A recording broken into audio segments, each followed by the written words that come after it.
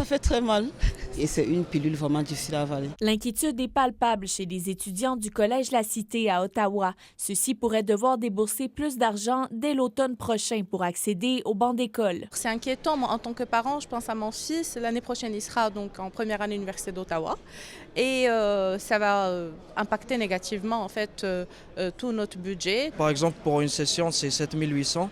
Du coup, avec la hausse, ça serait un peu plus.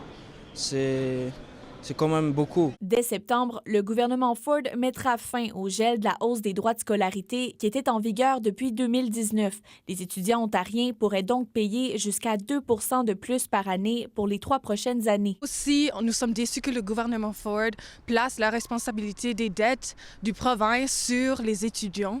Nous n'avons même pas l'argent, alors je ne sais même pas pourquoi. D'un autre côté, les établissements postsecondaires, eux, se réjouissent. Leur financement sera aussi bonifié par la province pour un total de 6,4 milliards de dollars sur 4 ans. On s'est senti entendu par le gouvernement comme réseau postsecondaire. Il faut dire que la viabilité financière des universités et des collèges a été fragilisée dans les dernières années, notamment en raison du plafonnement des étudiants étrangers par le fédéral et d'un financement jugé insuffisant du gouvernement ontarien. On était dans une situation extrêmement difficile.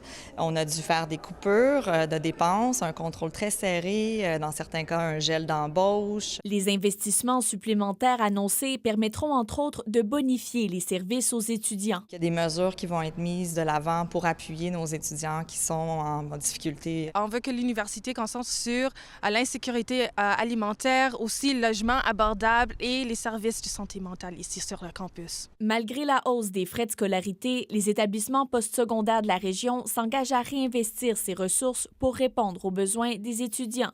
Ici, Anne-Sophie Gagné, Radio-Canada, Ottawa.